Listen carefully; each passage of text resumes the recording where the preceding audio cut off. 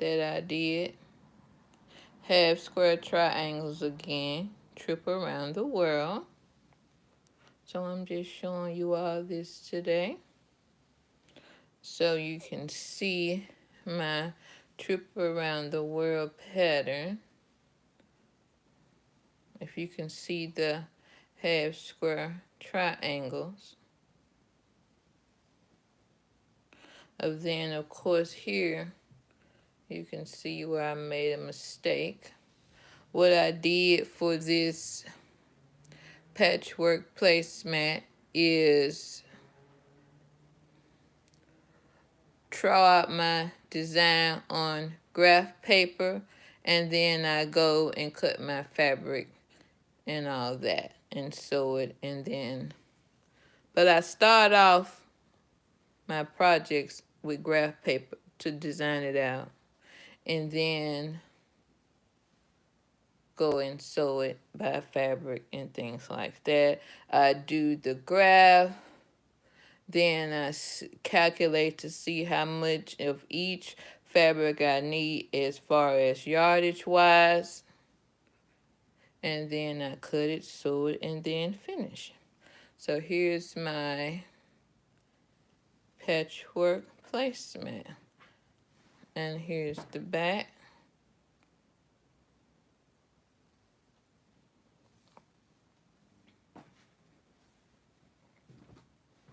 Here's my mug rug.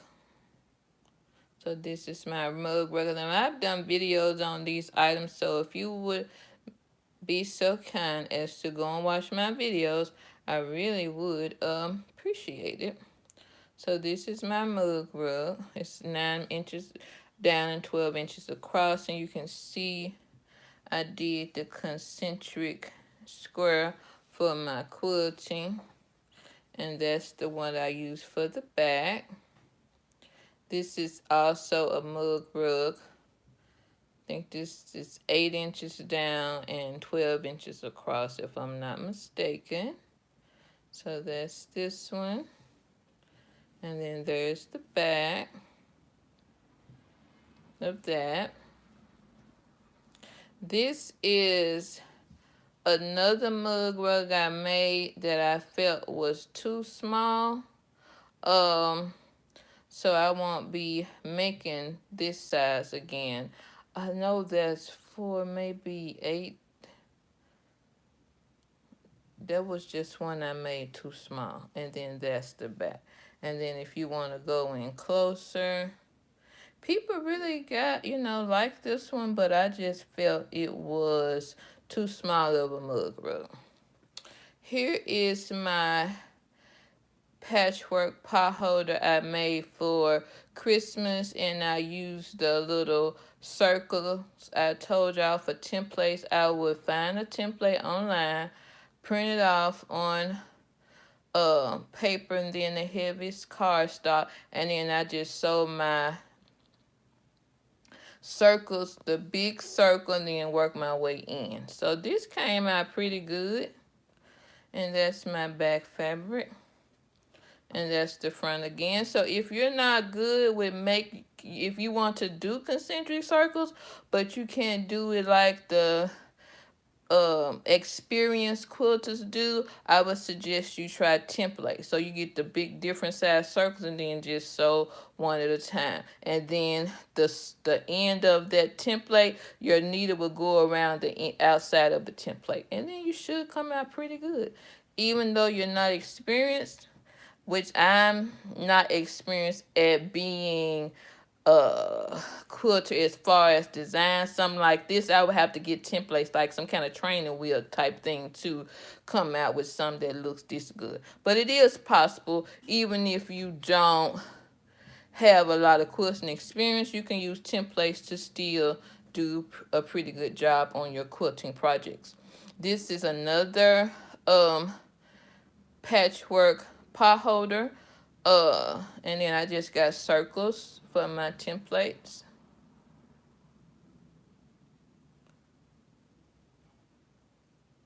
Yeah, I do machine quilting. All my quilting is by machine. The only thing I've started to do by hand is sew the banding on the front by machine, fold it over to the back, and what I do on the back now is I do it by hand. So I machine stitch my banding strip to the front, fold it over to the back, and hand stitch it to the back.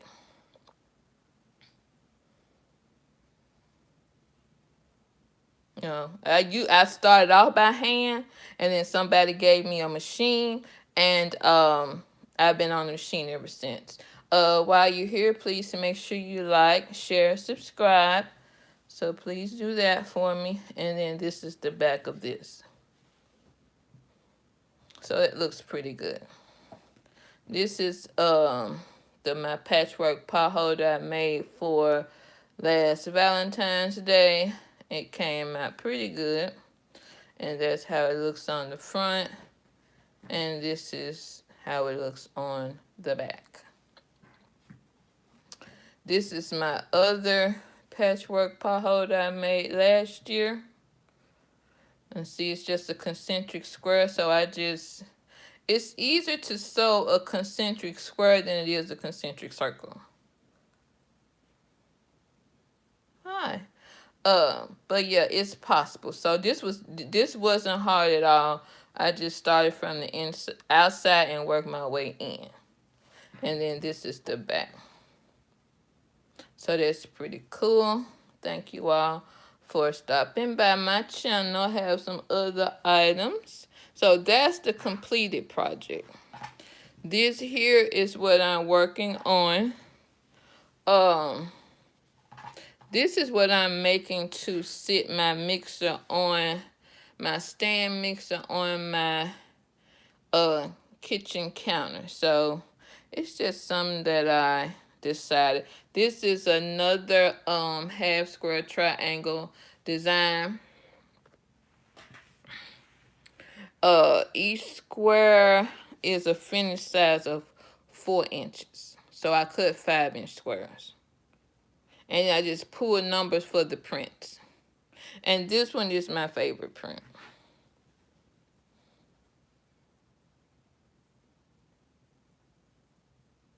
Show your first. What do you mean by my first?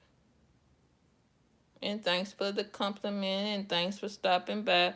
Please make sure you subscribe. You said show your first. My first what? If you're talking about my first quilt, I don't still have my first one. And then I'm going to tell you what happened with my first quilt. I used a marking pen, and the marking pen never came out. So it wasn't a big quilt. I think it was like a picnic size quilt. It was 60 by 60. So now I don't even use marking pens anymore. I would have to do the templates or just a straight stitch or something like that. And thanks for the compliment. Please make sure you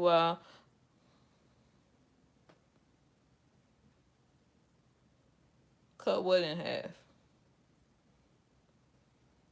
Like, share, subscribe. Please make sure you all do that. But yeah, this is what I'm making to set my stand mixer on my kitchen counter. The whole thing. What do you mean by the whole thing?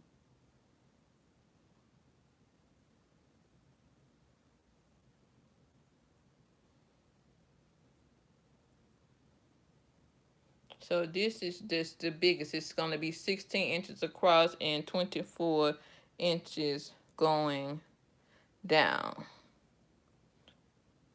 I also plan to make something for the other side of my kitchen counter, but this is what I'm working on for right now. Yeah, so this is I don't even know what to call this. Kitchen counter cover, I guess. I don't know. I don't have a name for it yet. It's just rectangle, half square triangles, and it'll go on my kitchen counter. Okay, that's that for that one. Now here is my apple core. Now this is going to be a patchwork pot holder.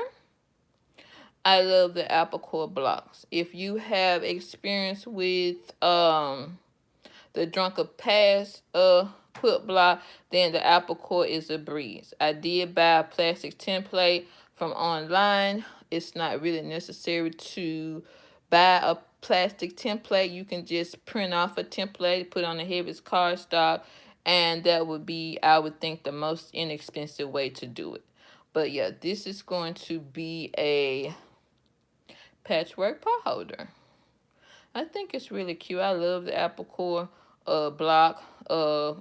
I had experience with Drunkard's Path. You know, I've been quilting 20 years, so I had experience with Drunkard's Path, the Drunkard's Path quilt block when I first started quilting, so I started that by hand. And with the apple core quilt block, the catch is when you go to pin it together, pin it from you fold it in half to mark the center of each block, and as you go to pin it from the center to one side and then the center to the other side, and then you can either hand sew it or machine sew it, however you're going to do it. I think this one I may have hand sewn, if I'm not mistaken. Okay, so that's this for this is will be a patchwork pot holder.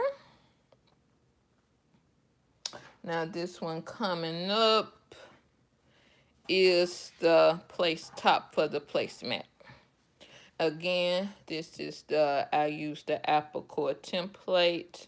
I machine sewed this one together. So I think I hand stitched the hand piece the patchwork pot holder, and then this is going to be a placemat, and I machine stitched the quilt top for this placemat here, this apple core quilt top for my upcoming placemat. Make sure you all are subscribing, liking. Okay. Now this is my heart projects. Again, this will be a patchwork coaster. This is my patchwork pot holder. And then this is the progress that I've made on my mug rug. So this is a mug rug. And so I've almost finished quilting my hearts. I have the top row to do. And as I told you all yesterday, I used a little heart template on cardstock and just put painter's tape on the back, laid it down on the square, sewed around it, and here you have. So look at these are the hearts so far. So I got better with it as I went along, and this is the last row. So if you look at this last row, and then I started in the middle, you can see a difference. And then here's the back of the quilt sandwich for my upcoming mug rug. And then here's the top again. Please make sure that you're subscribing, liking my video, chatting. You all have done some chats. I appreciate those. I will be back this time next Saturday for another live, probably Saturday and Sunday, but at least Saturday. Subscribe, watch my videos. I am trying to get my watch hours up, so make sure you all are watching my videos. Some of the finished products, well, the finished products that I showed today that were finished, there are already videos up for those items. Please go and watch those. These are the strips that I have to sew together for the binding strips for my heart projects. Okay, and then for my apple core project, this one you have to cut strips on the bias. So you fold the fabric down into a 45-degree angle, press along that angle line, and then that's where you cut your diagonal strips for however wide you want your strip to be. But for this one, it has to be a bias strip because it has to go around smoothly around these curves, and that's where the bias will come in to help. So that completes my video for today. Thanks for stopping by. Please like, share, and most definitely subscribe. Please go and watch my other videos, and I will see you all next week. Hopefully Saturday and Sunday, 4 p.m. Central, 5 p.m. Eastern. Thanks for stopping by. Check you later.